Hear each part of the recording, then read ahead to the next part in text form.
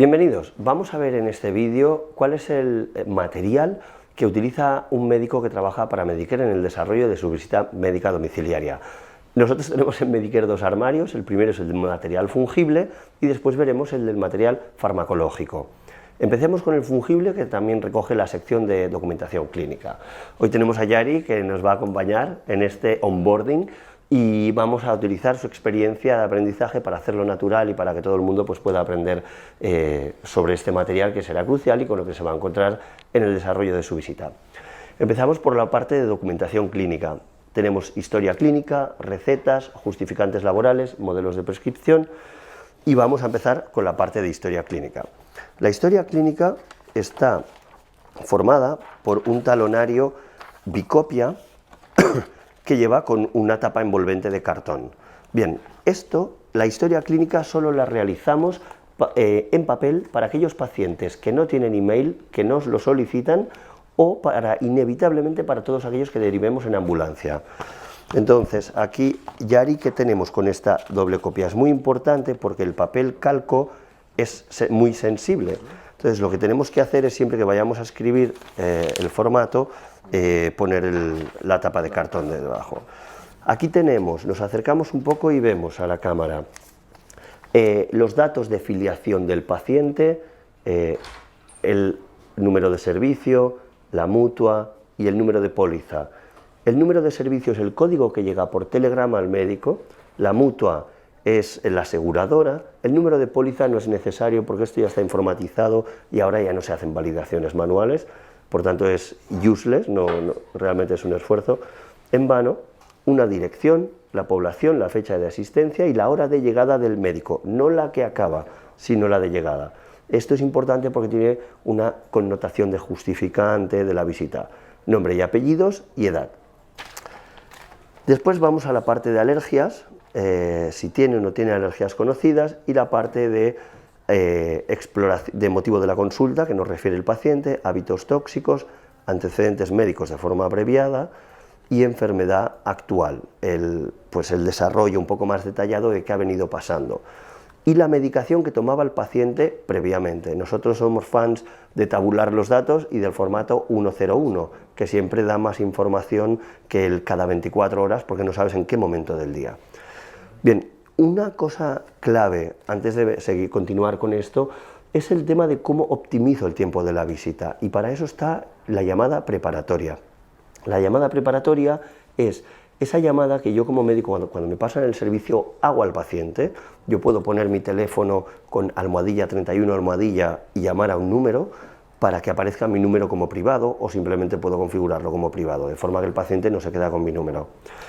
Cuando yo hago eso, puedo hablar con el paciente y le digo tres cosas. Mire, soy el médico, ya voy para allá, en unos 30 minutos llego. Eso calma mucho al paciente. Y además le explico que por favor que tenga a mano toda la documentación clínica necesaria de las últimas visitas e informes de alta hospitalaria. Cuando yo hago esto, estoy ahorrando una cantidad incontable de tiempo. Así lo hago una vez llego al domicilio, porque él ha tenido media hora para buscar esa documentación. Y si lo hago cuando llego allá, pasa de todo, está nervioso, está tal. Entonces ahí tenemos. Es muy importante, especialmente con los ancianos, pluripatológicos, polimedicados, que hagamos esto, ¿vale? Aquí tenemos la parte de exploración física, donde definimos por aparatos y sistemas los signos fisiológicos de ese aparato en concreto. Entonces decimos hidratación, estado general, coloración, hidratación, buen estado general, perfecto, le damos un tic. Le damos un tic si lo hemos valorado. Si no lo hemos valorado, no debemos hacerlo, porque eso tiene una connotación legal que puede ser riesgosa, de que nosotros hemos valorado una parte de un paciente que realmente no hemos valorado. Abdomen blando y depresible, si yo he ido por una otitis y no he considerado que esa era la cuestión, entonces si no lo he hecho, debo ser fiel a lo realizado. El tema de signos vitales, tensión, frecuencia cardíaca, respiratoria, temperatura axilar, saturación, si nosotros no lo hemos realizado, no debemos poner ninguna. A veces uno tiende, ¿no?, como para completar, ¿no?, para dar una imagen, 120-70, eso es propiamente una falsificación de una cifra y nunca sabemos si estamos visitando a un médico o a un enfermero o a un hijo de médico y hemos tenido alguna reclamación por ese tema. Entonces es muy importante nunca poner. Si el peso es aproximado pero lo verbaliza el paciente, pues lo podemos poner aprox 78 kilos. Hay una parte de aparatos y sistemas que se completa con otros y una muy importante que es el tema de la tira reactiva de orina, que ahora veremos después como material, porque eso nos da una información muy importante para enfocar un síndrome febril que no sabemos hacia dónde va y qué podemos diagnosticar. Tenemos dos diagnósticos en el listado, en la historia clínica digital, en el teléfono móvil, tenemos los 500 diagnósticos más frecuentes de la urgencia domiciliaria y cuando lo hacemos en digital hemos de seleccionar el más parecido, podemos subespecificar si ese diagnóstico no es el más correcto, poner ese y después definirlo mejor en la parte de plan y en la parte de observaciones. Tema del tratamiento, muy importante separar qué es el tratamiento administrado por el médico, lo que tú le puedes dar a una crisis hipertensiva que le doy a las 19:15, 25 miligramos, una unidad de captopril, esto yo lo puedo hacer, y diferente de si yo se lo prescribo y le digo por 3 días tómese captopril, entonces lo pondrían en la tabla de tratamiento prescrito. Esto nos ayuda mucho con tratamientos como la ansiedad, el diazepam, se lo damos, a veces se pone solo en tratamiento diazepam, pero ¿qué? ¿Que se lo han dado? ¿Que se lo han prescrito?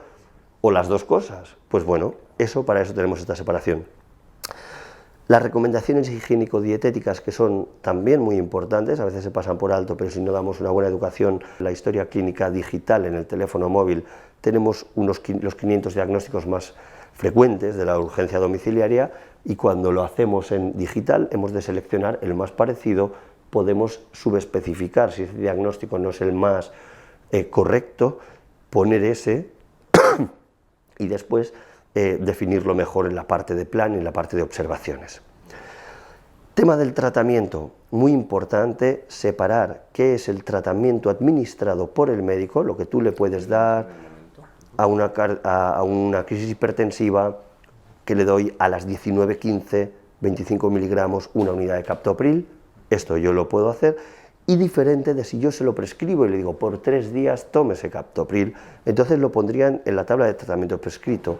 Esto nos ayuda mucho con tratamientos como la ansiedad, el diazepam, se lo damos, a veces se pone solo en tratamiento diazepam, pero ¿qué? ¿Que se lo han dado? ¿Que se lo han prescrito? ¿O las dos cosas? Pues bueno, para eso tenemos esta separación.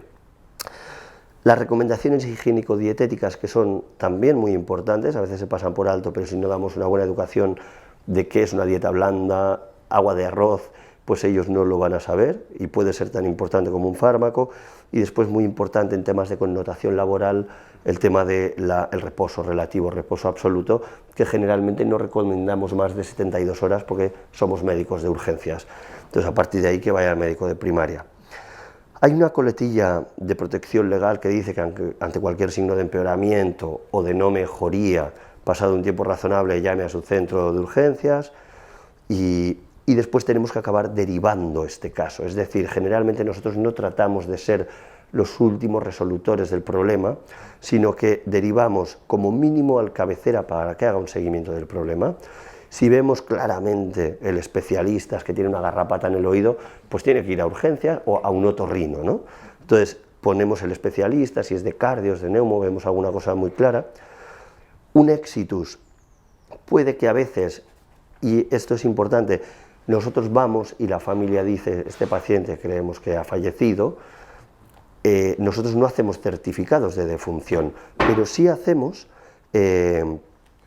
el informe negativo de signos vitales, es decir, ir al evento, ir al domicilio y le decimos, no tiene tensión, no tiene frecuencia, no tiene nada, cuadro compatible con exitus, que no es lo mismo que hacer un certificado de exitus porque eso implica apuntar a la causa de la muerte, ¿vale? Y eso no lo hacemos. Puede que vayamos a un domicilio y la visita, no vayamos a un domicilio, sino que nos llamen y la visita nos anulen, estemos en ruta, hacia el domicilio y nos digan, no, esta visita se ha anulado. Ok, si se ha anulado cuando yo había iniciado el desplazamiento, hay una opción que dice anulado tras activación del servicio, esto se paga, todo igual. Si nos han anulado y yo no había iniciado el desplazamiento porque estaba en otra visita, esta quedaba en cola, entonces ponemos anulado sin activación del servicio, y esto lo hacemos nosotros y cerramos la visita. Puede que vayamos al domicilio y nadie nos abra la puerta, entonces llamamos por teléfono, tampoco nadie nos responde. Ahí es crucial no abandonar el lugar y llamar al call center, no enviar un WhatsApp ni nada de eso, necesitamos una respuesta urgente, llamamos al call center, estoy en la puerta del domicilio, el paciente no está, no me responde. Call center llama a la compañía aseguradora y la compañía aseguradora tiene otro mail más, el familiar de referencia, no sé qué. Si ellos constatan que no está el paciente, que no responde, no pasa nada, se da por cerrada la visita, se paga y si el paciente vuelve a llamar, tendrá que reactivar el proceso. Si no hacemos eso, si nosotros teníamos visitas en cola y dijimos, mira, ¿sabes qué? Me voy a la otra, ya no sirve, porque entonces a los 5 minutos, ya te puedo asegurar, llamaremos al paciente y el paciente sí estará. Y tú dirás, pero yo ya fui. No, pero no lo comunicamos en el momento. Entonces ahora tenemos que volver y no nos lo van a pagar. Por eso es muy importante que ante un ausente llamemos al call center ipso facto. Y puede pasar, sobre todo a algún paciente psiquiátrico, que lleguemos al domicilio y nos rechace. Nos abre la puerta inicialmente, pero nos echa de su casa, digámoslo así. Entonces ponemos rechazado, obviamente lo comunicamos a la compañía. Puede que derivemos al paciente en transporte sanitario o no, es decir, a un hospital, a otro recurso, lo podemos derivar por medios propios, soporte vital básico, soporte vital avanzado. Tema importante, diferencia de esto, medios propios, un paciente que está con estabilidad general y que consideramos que va a ser lo más rápido, pues es un transporte adecuado. Soporte vital básico y soporte vital avanzado, hay una gran diferencia. La inestabilidad vital, es decir, considero que esto amenaza la vida, el tiempo amenaza la vida del paciente, entonces soporte vital avanzado. ¿Cómo se activa el soporte vital avanzado? Solo a través del 112, y eso sí que lo hace el médico, ¿vale? Si es un cólico nefrítico, que el paciente pasa dolor, pero no amenaza la estabilidad vital, le decimos que el paciente llame a su mutua para activar una ambulancia. Nosotros estamos ahí y decimos, bueno, si quieren hablar conmigo, yo puedo ponerme, pero que la llamada sea del paciente. ¿Por qué? Porque de esa manera la responsabilidad no es nuestra, es de la empresa call center que activa la ambulancia. Ahí hay otro tema importante, una diferencia importante. Vemos a un paciente que está desaturando a 76, obviamente consideramos que es una inestabilidad vital, que eso puede acabar en un paro respiratorio, y le decimos, voy a llamar al 112, este paciente se tiene que ir. Y entonces va la familia y te dice, no, pero aquí no llame al 112 porque entonces lo llevarán a un hospital público, porque las ambulancias públicas solo llevan a hospitales públicos, no pueden llevar a un privado. Y eso no lo quiere una persona que ha estado pagando la mutua toda su vida. Entonces dirán, no, esperamos a que venga una ambulancia privada para que él disfrute de un hospital con mejor asistencia hotelera, pero uno considera que eso amenaza la vida del paciente. Este conflicto se da en domicilio. Y ahí lo que tenemos que hacer es decirle al paciente, mire, a día de hoy nosotros tenemos que hacer que venga un recurso a salvarle la vida lo antes posible. Yo como médico tengo que llamar al 112 y después ustedes pueden, siempre formando parte de la solución y no del problema, ustedes pueden hacer que solicitar un traslado interhospitalario cuando él esté estable, pero que ahora lo que necesita es una ambulancia que le lleve urgentemente allá y los hospitales públicos ante las grandes urgencias en general responden bien, ¿vale? Si supiéramos el hospital de destino lo ponemos aquí, generalmente no lo sabremos, no es lo más importante, hacemos que nos firme familiar y ponemos nuestro sello médico donde pone pues Yari, Schwartz, número de colegiado, médico general y firmamos. Entonces, aquí tenemos dos copias, la blanca y la amarilla. Si hemos hecho bien el trabajo y ha copiado bien la amarilla, le dejamos la amarilla al paciente, porque esta es inalterable, ¿no? Si alguien lo altera, se verá mucho, y nosotros nos quedamos con la original. Puede que a veces hemos de ser honestos con nosotros mismos y no se ha copiado bien. Bueno, pues entonces no vamos a perjudicar al cliente y le daremos esta, ¿vale? Pero lo ideal sería eso, ¿vale? Documentación clínica. Sí, una pregunta. Si el paciente hemos constatado que sí hay algo que amenaza su vida, necesitamos trasladarlo inmediatamente, pero ellos están lo suficientemente conscientes para decir, no quiero un traslado, yo quiero estar en mi casa, no quiero ir a ningún hospital. En ese caso, ellos pueden rechazar o pueden firmar en alguna área donde rechazan el servicio. Ellos pueden rechazar el servicio, si bien nosotros como garantes de salud tenemos que actuar on his best interest, que dicen en Inglaterra, en su mejor interés. Es decir, esa decisión que le está tomando es consciente e informada. Si lo es, él está en derecho de decidir por su propia vida, pero a veces no lo es.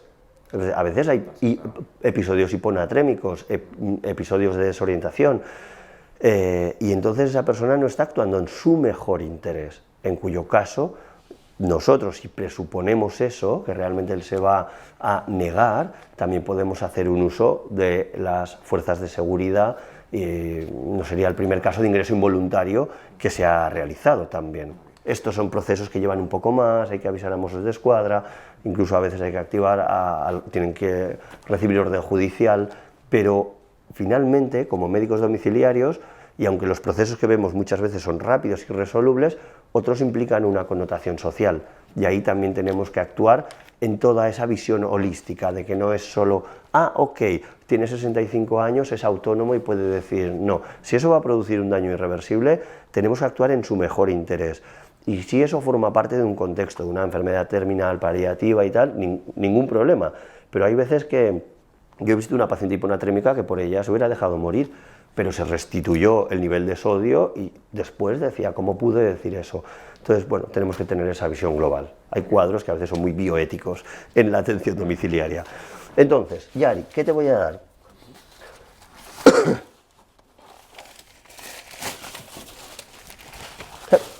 Mira, coge por favor esta bolsa, que así te voy a ir dando todo el material. Vale, genial. Esto es el material clínico. El otro es el apartado de la receta. Bien, la receta desde el 27 de mayo ya debe hacerse en formato electrónico a través del sistema REMPE. Esto, si estás colegiado en el Colegio de Barcelona, incluso pagan por ti el sistema, no hay que pagar nada. Hay que ir a instalarse la app del COMP y después instalarse la aplicación de REMPE, pero desde el COMP, para que salga gratis. Bien. A veces hay cosas que pasan, que no funciona el sistema, hay alguna cosa, entonces siempre llevamos nuestro soporte físico de receta, que se reguló en el 2013 también, el modelo de receta privada. Entonces, esta receta es bicopia, y aquí tiene, me acerco aquí para que se vea ante la cámara, tiene un cuerpo que es para el farmacéutico el primero y el otro es para pacientes. Los campos en blanco son similares para farmacéutico y paciente, pero los campos sombreados es diferente para el farmacéutico y para el paciente. Entonces, si yo escribo todo el tratamiento aquí, pongo número de envases. Esto es importante. Si yo creo que el antibiótico de amoxi ha de ser por 10 días y no por 7, tendré que tener en cuenta que son 2 cajas, porque si no, solo le darán una. Entonces tendrá que hacer otra visita médica para que le recete la otra caja, ¿vale? Entonces yo tengo que poner el número de envases y también tengo que saber lo que está comercializado, qué presentación tiene. Para eso tenemos, aparte de Vademecum, Medimecum, también tenemos CIMA, que se encarga de eso, es gratuita y se puede consultar. Duración del tratamiento, que es muy importante, 7, 10 días, lo que sea. La posología, 875 miligramos, cuántas unidades, ¿no? Una y pauta. Puedo poner cada 8 horas. Generalmente, ¿qué hacemos? Sustituimos esto por el formato 101, pues 111, porque a veces eso da más información, 110, la furosemida, bueno, o 1,0, ¿no? Es decir, el formato 101 es más rico en información. Fecha prevista de la dispensación, el día que estoy haciendo la receta, para que no vaya el paciente de aquí a un mes con eso. Paciente, nombre, apellidos y un documento de identidad. Un pasaporte si es un turista, un DNI, una TIS, un número, el TIS, el número de la tarjeta de identificación sanitaria, un número. Si no tenemos un número, la fecha de nacimiento, al menos, para que se vea que es ese paciente y evitemos la homonimia, y el prescriptor. Esto tiene que ser con un sello y una firma, porque si no queda poco profesional. La fecha de la prescripción y ya está. Si a veces yo considero que para el farmacéutico lo quiero decir, si esto no está, sustitúyelo por otra cosa, se lo puedo poner. Siempre prescribir en principios activos, no en nombres comerciales, porque si no, no lo podrá cambiar el farmacéutico si no lo tiene.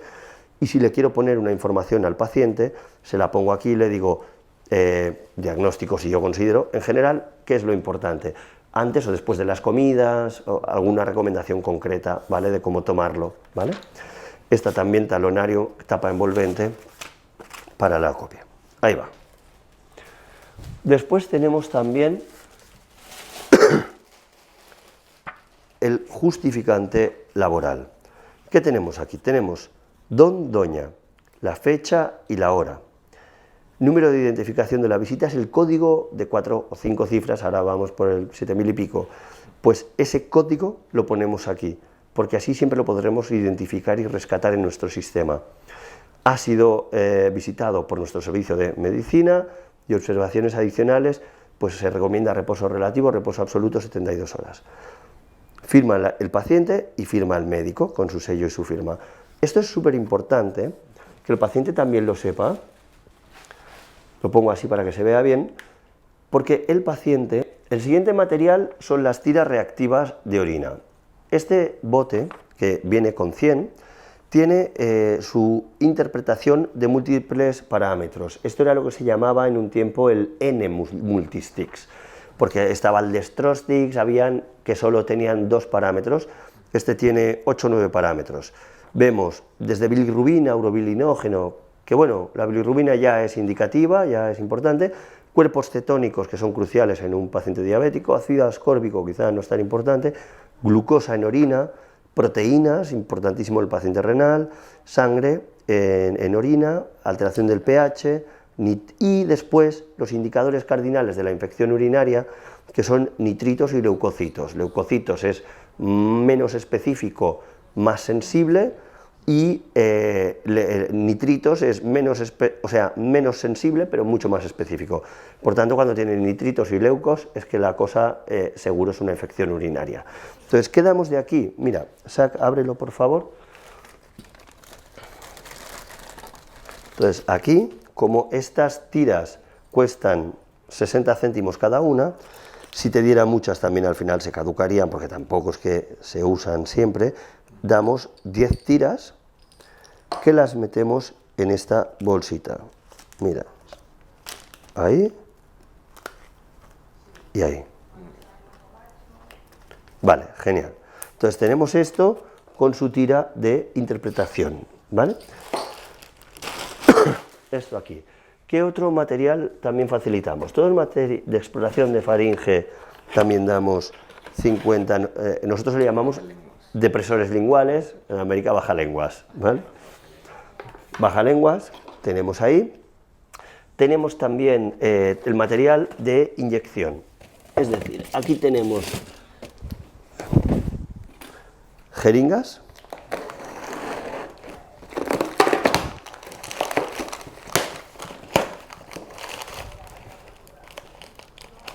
vale, entonces aquí te doy las jeringas que utilizamos.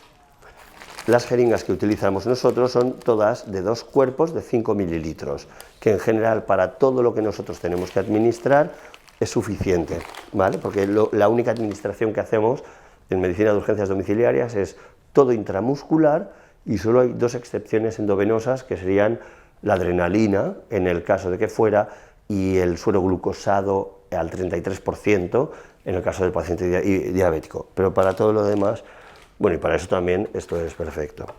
Damos 50 jeringas con 50 agujas. Las agujas son de 0,8 por 40, es decir, las verdes, las intramusculares de adulto. Y después damos también 5 que son de intramuscular pediátrico, son de 0,8, el calibre es el mismo, pero son de 25 milímetros, más cortas. No son para niños. Estas sobre todo para personas caquécticas, muy delgadas, con muy poca masa muscular, que queremos pinchar y vemos que sí, con esto llegamos hasta hueso, ¿vale? Entonces, de estas también damos 5. Entonces, después tenemos también el tema de inyección. Es muy importante en orden. Damos una caja de toallitas de alcohol. Estas toallitas de alcohol de benzalconio son monouso. Es importante llevar cosas monouso, todo lo posible monouso. Tenemos una filosofía que es: lo que sale de un maletín no vuelve a entrar, porque de esa manera evitamos contaminaciones cruzadas. Estas toallitas, dame tu mano un segundo, tienen mucho alcohol. Entonces, cuando uno hace esto, en una zona menos extensa, todo se empapa y vasodilata. Si pinchamos inmediatamente en un glúteo, sangra. Entonces, ¿qué tenemos que esperar? Que se seque un poco, y con eso evitamos, ¿no? Yo generalmente pinchamos, aguja y jeringa. Se trata de pinchar conectada la aguja y la jeringa, no por separado, para evitar manipular. Y después yo generalmente hago presión con el propio papel de la jeringa para que no sangre. Haces un poco de masaje, presión, y de esa manera no sangra. Y ya si quieres acabar el pinchazo con mucho glamour, entonces le pones una diurética. Y esto siempre te da como para hacer una broma: ya que has sido tan valiente, pues esto en general sienta bien. Más cosas, importantísimo, el tema de la protección y la seguridad. Un contenedor de residuos punzantes. Esto, todos vamos aquí para abrirlo, pero hay que apretar debajo, aquí. Entonces aquí este contenedor tiene una rejilla antivuelco para que si se cae el contenedor no se viertan las agujas. Pruébalo tú, ábrelo ahí. Eso es, ¿vale? Pues este lo dejamos aquí también. ¿Y qué más cosas tenemos? Ya nos queda una cosa más, que es el material de PCR y de test de antígenos, para lo cual nosotros tenemos un acuerdo con un laboratorio que tiene un material determinado. Bien, nosotros tenemos aquí etiquetas porque hacemos para compañías de asistencia en viaje test de PCR o de antígeno, pero estos test que hacemos no son a criterio médico, son a criterio médico de la compañía. Entonces ha habido un médico que ha hecho una valoración y ha dicho: este señor necesita una PCR, necesita un antígeno. Cuando ellos nos autorizan, porque nos han contratado ese servicio, porque pagarán esa PCR o ese antígeno, nosotros lo hacemos, pero si no, no. Actualmente compañías como MRI, Asiscar, nosotros hacemos ese tipo de servicios, ¿vale? ¿Qué hacemos con esto? Nosotros le ponemos esta etiqueta QR, hacemos esto aquí, ponemos la etiqueta aquí y se lo damos al paciente. Y el código de barras lo ponemos en el tubo. Hacemos el hisopado, metemos el tubo, ponemos el código QR e identificamos el nombre del paciente y algún dato como el pasaporte. Esto es crucial para después poder emitir el informe, ¿vale? Bien, este es el armario de material farmacológico y aquí vamos a ver qué productos, qué fármacos llevamos para desarrollar nuestra visita. Vamos en orden alfabético del principio activo. Entonces el primero que tenemos es adrenalina, la todopoderosa. Siempre hay que llevar una adrenalina encima. Esto sobre todo nosotros nos lo planteamos de cara a si viéramos una parada cardiorrespiratoria, que no debería ser, pero que todos los cuadros evolucionan, y cuando alguien llamó diciendo tengo una penica en el pecho, eso acabó finalmente siendo un paro. Generalmente nosotros, las últimas guías de la European Resuscitation Council, dicen pues una ampolla, o sea 1 miligramo diluido hasta 10 endovenoso, levantar el brazo, hacer masaje cuando eso está indicado, y eso es lo que nosotros llevamos, ¿vale? La dejo aquí. Por otro lado, ya no llevamos atropina, antes llevábamos, ahora ya nos está recomendando. Otra medicación por la A también, un antiácido, que es el Almagato, sales de aluminio y magnesio, que es un antiácido de muy rápida acción, muy famoso en Cataluña, el Almax, que se fabrica aquí al lado, sí. En Sant Cugat, en la Boehringer. Ah, no, este es de Almirall. Bien, aquí tenemos, nosotros usamos como procinético, en el caso de náuseas y vómitos, metoclopramida. Por si se diera una reacción extrapiramidal, deberíamos poder reaccionar ante eso, y por tanto, solo por eso, llevamos una ampolla de aquinetón, de viperideno, ¿vale? Esto lo dejamos aquí. El aquinetón y el almagato, vamos a otro fármaco muy importante en la visita domiciliaria, que es el captopril para el manejo de la crisis hipertensiva. Entonces aquí tenemos un blister de captopril 25. Toda la medicación oral que damos es siempre para dar o la de urgencias, o podemos dar una más si consideramos que da una continuidad necesaria al tratamiento, pero no más, no damos un blister al paciente, hacemos la prescripción y que lo vaya a comprar. En relación a la administración de medicación, en Medicare para nosotros apostamos mucho por el tipo de medicina empática, especialmente con el dolor. Yo me acuerdo que estaba en la unidad del dolor del Vall d'Hebron y decía o ha tenido uso de diazepam en su vida. Realmente es muy intenso el efecto. En el caso de una cardiopatía congestiva descompensada, una insuficiencia cardíaca, también tenemos furosemida, aunque la administración intramuscular es de una absorción algo errática, pero también la tenemos. Y a veces consideramos que en domicilio es bueno administrar la primera medicación. Todo eso es muy poco empático, ¿no? Entonces, a nosotros en Medicare nuestra política es, ante la duda, administro, doy medicación, que después él ya prescribirá y ahí se comprará, pero tratamos de ser mucho más empáticos, como nos gustaría que fueran, con nuestra mamá. En Inglaterra usaban una filosofía, no, en Estados Unidos, una filosofía que dice: no es lo suficientemente bueno, sino es lo suficientemente bueno para mi madre, ¿no? Y esa política nosotros también la utilizamos. Entonces, bien, seguimos. Tema de reacciones alérgicas leves, tenemos dexclorfeniramina o polaramine en comprimidos, bueno para dermatitis leves, otras reacciones alérgicas, y si es un punto más intensa, dermatitis más extensa, con rash, con picor, ¿no? Pues ahí ya podemos ir a dexclorfeniramina inyectable.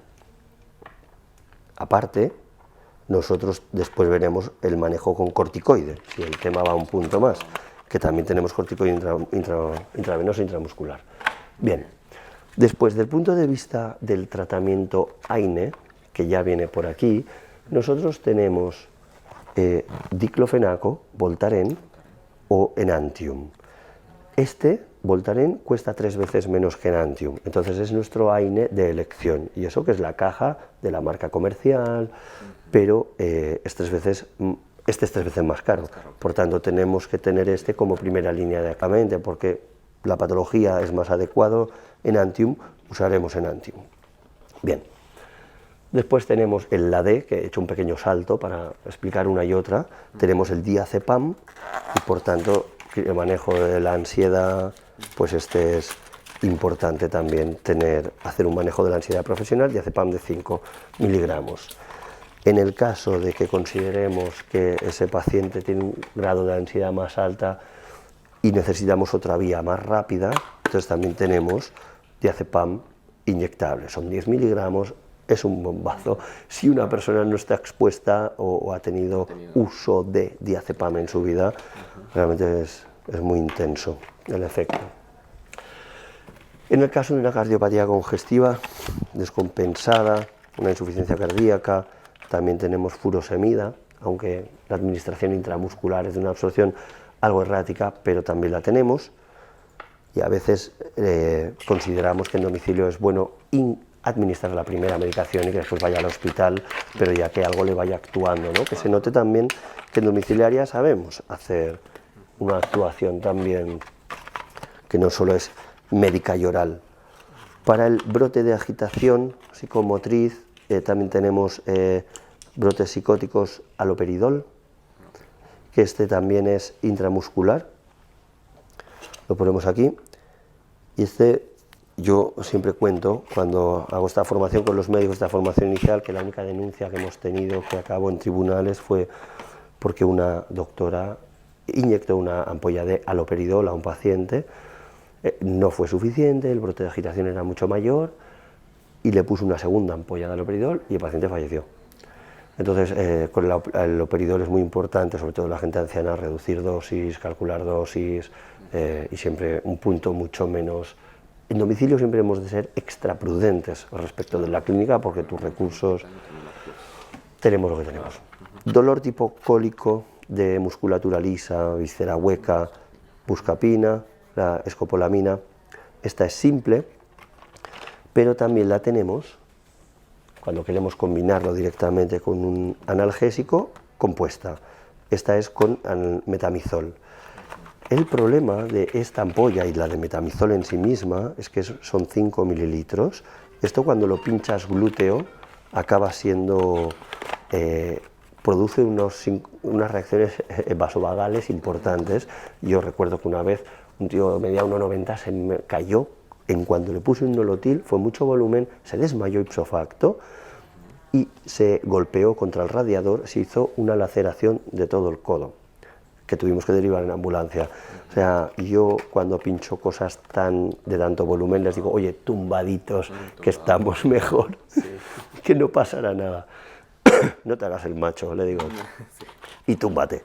Bien, medicación oral, analgesia oral, como te decía antes, ese punto empático, ibuprofeno y paracetamol para dar el primero. A veces cuando ya veo que la cosa es rápida, podemos darlo de inicio en cuanto llegamos a la visita. Ay, que estoy con mucho dolor, mire, tiene alergias, tiene problemas de gastritis, tal. No, descarto que pueda estar contraindicado. Se lo doy al inicio y después prosigo con la visita. Y a lo mejor cuando tú sales ya te dice, hey, pues me encuentro mejor, ¿no? Pero si esperamos, pues no ayudamos. Bien.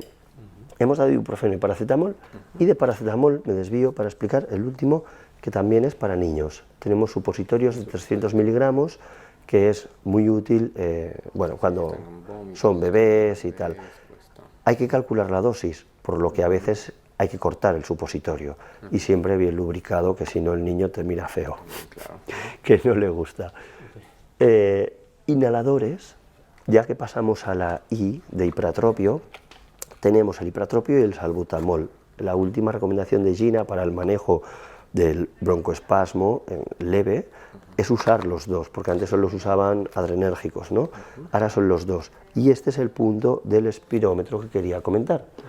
Entonces, como nosotros no podemos llevar cámaras de nebulización, porque habría que lavarlas o simplemente dejarlas, cuestan 6 euros, sería completamente irrentable, usamos este sistema, que yo lo he probado porque soy asmático y hace un poco de camarita, o sea, siento menos depósito faríngeo más depósito pulmonar. Con ese espacio. Exacto, que si uno lo chupa directamente. Por tanto, este tema funciona, se hace el inhalador, se tira y uno se queda. En general, la gente que es asmática ya tiene sus propios inhaladores, pero a veces hay pacientes que tienen un cierto broncoespasmo, reactividad bronquial, y no tienen, y tenemos que poder resolver esa situación, ¿vale? Entonces decimos el atroven, el hipratropio y el salbutamol, con esta más allá. Un analgésico más que decíamos, que yo pensaba que era analgésico nada más, pero es AINE, es el nolotil, es una dihidropiridona. El metamizol tiene más potencia analgésica y antipirética que antiinflamatoria, pero no deja de ser un aire, por tanto no debería combinarse con diclofenaco, ¿no? Entonces, esto decíamos lo de la ampolla de 5 miligramos, de mililitros, bastante grande. Soluciones, cuando hablábamos antes de la reacción alérgica, un punto más o broncoespasmo, tenemos Urbasón. Este Urbasón es intramuscular e intravenoso. O sea, realmente puede darse de las dos. En general nosotros tenderemos a hacerlo intramuscular, pero si viéramos un broncoespasmo muy heavy, pues sí podríamos hacer un SMART con un guante y ponerlo en bolo también, ¿vale? Este es la metilprednisolona, que es acción rápida, vida media corta. El rey de los reyes, o la reina de las reinas, el procinético, las náuseas y vómitos, porque no tienen mucho más que hacer. La metoclopramida, pues de esto también llevamos a domicilio. Un fármaco que también tenemos que llevar inevitablemente para el paciente cardíaco, porque nunca sabemos cómo van a acabar las cosas, es la cafinitrina, que es la nitroglicerina sublingual. No llevamos spray, llevamos esto, se pone debajo de la lengua, como ya sabes. Y por último, una patología que es muy domiciliaria, porque tiene casi un diagnóstico telefónico, como el hipotiroidismo, ¿no? Cuando escuchas a alguien, usted está descompensado, es el síndrome vertiginoso, es que todo me da vueltas, y tú le dices, pues está como en un barco, sí, bueno, pues ya sabes de qué va. Entonces, esta patología es muy domiciliaria porque se puede resolver realmente en domicilio sin tener que ir a un centro médico. ¿Y tú has tenido algún síndrome vertiginoso alguna vez?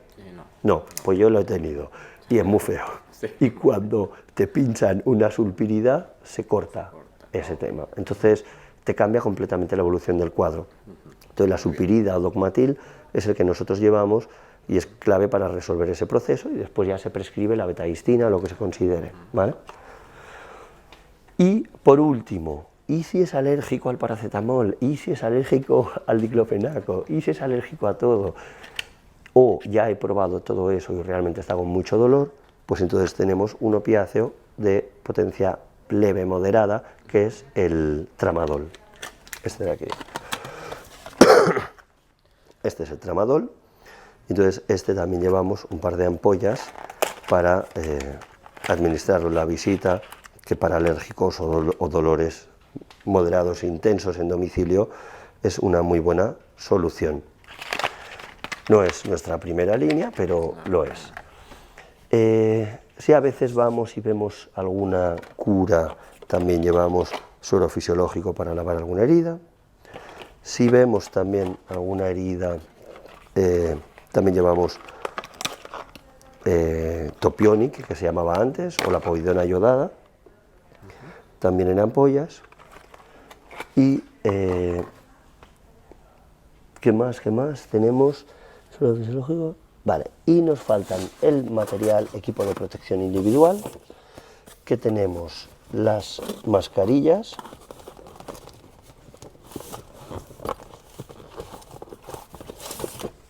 estas son las FFP2 cuando sospechamos que el caso puede ser positivo o directamente es positivo, mascarillas FFP2,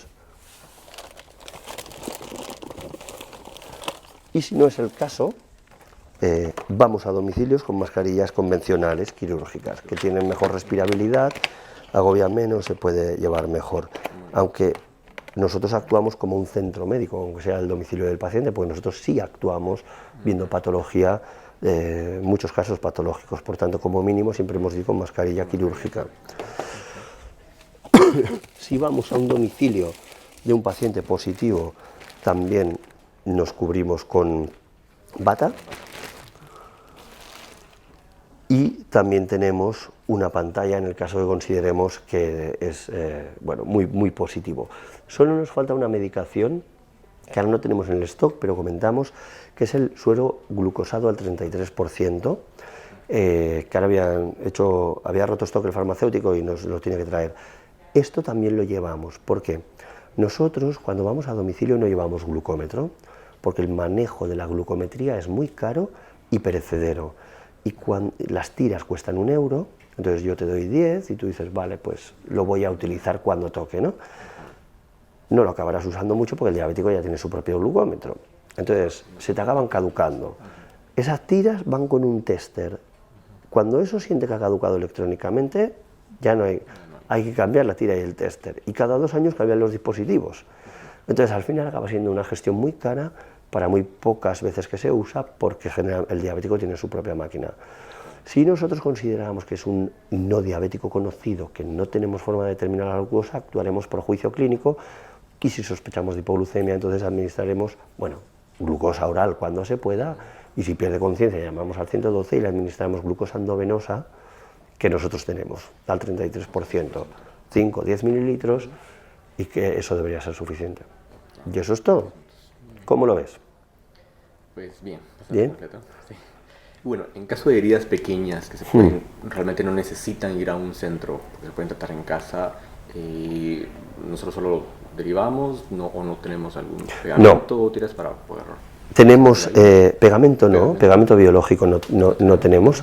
Tenemos Steri-Strip, eso sí tenemos, y gasas y apósitos, ¿vale? Y un esparadrapo. En general, cuando una persona ha tenido una herida, no se activa a un médico porque la central suele querer que eso se valore en un centro médico. Si después ellos dicen, no, es que solo ha sido un tema agudo, que no implica contusión ni nada, bueno, entonces generalmente activarían enfermería si solo es para la herida. O sea, no se activa medicina solo para una herida, se activa si hay una valoración médica detrás, ¿vale? Pero a veces nos puede pasar que nos activen, entonces llevamos esparadrapo, gasas, suero fisiológico, el desinfectante y ya está. Todo el material cuerpo del tratamiento lo tiene que poner el paciente, ¿no? Ok. ¿Bien? Muy bien. Pues ahora es el momento de trabajar. Sí. Gracias, Yari, por esto. Esperamos que este vídeo os haya servido para entender un poco todo el material que llevamos y que nos permite resolver el grueso de los casos en atención domiciliaria, y nos vemos en próximos vídeos de Medicare.